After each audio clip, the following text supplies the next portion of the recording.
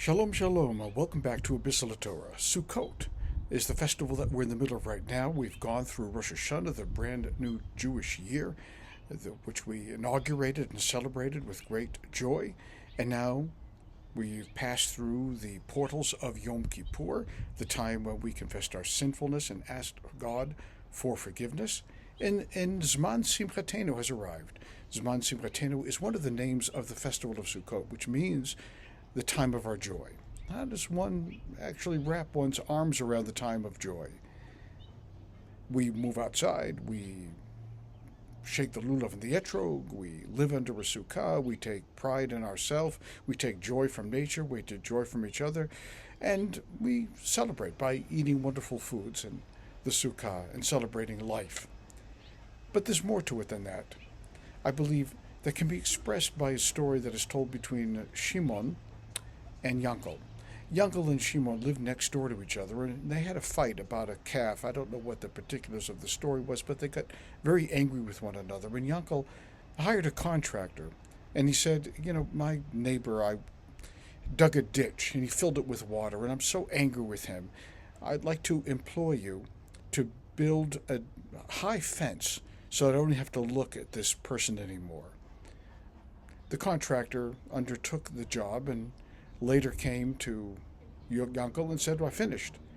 Yankel came out of his house, looked at it, and he saw a bridge that the contractor had built. And meanwhile, the neighbor Shimon runs out of his house and he says, Yankel, thank you so much for doing this, for building the bridge between our houses. I was so afraid that we were going to get angry and grow distant from one another. I love you dearly, my friend. And Yaakov was overcome with emotion, made motions to wrap his arms around his friend, and realized the tragedy that was averted. He called to the builder and said, come here, I've got another job for you. And the builder turned around and said, sorry, I'm occupied already. I've got another job to do about building another bridge. I think this is the essence of what Rosh Hashanah and Yom Kippur tried to teach us as we sit in our booths on our Sukkot on this festival.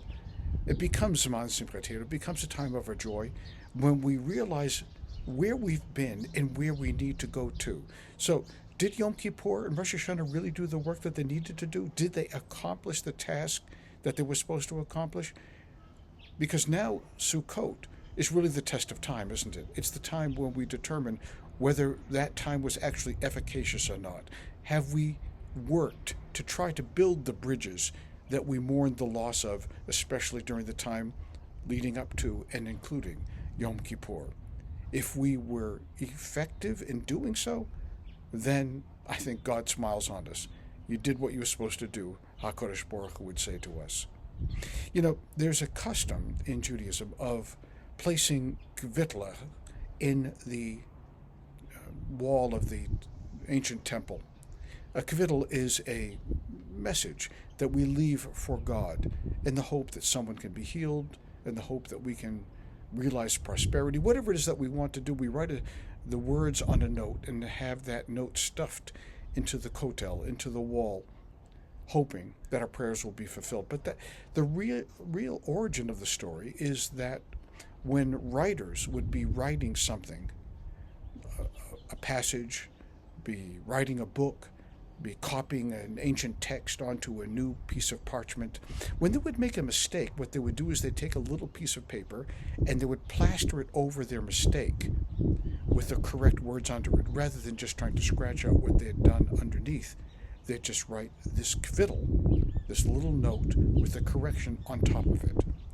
And you couldn't really tell where it was, that is to say, where the kvitl was, unless you looked closely at the page where the piece of paper had been pasted over the mistake to determine where it had been.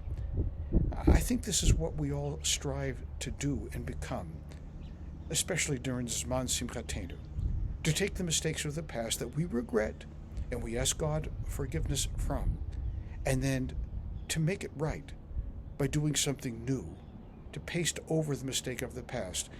Now, mind you, the mistake will always be self-evident if we look really closely at it. But the object of life is to find a new pathway towards the future, to build the bridge towards a better present and build a better future. Chag Sameach. Enjoy the holiday of Simhateynu, the time of our joy.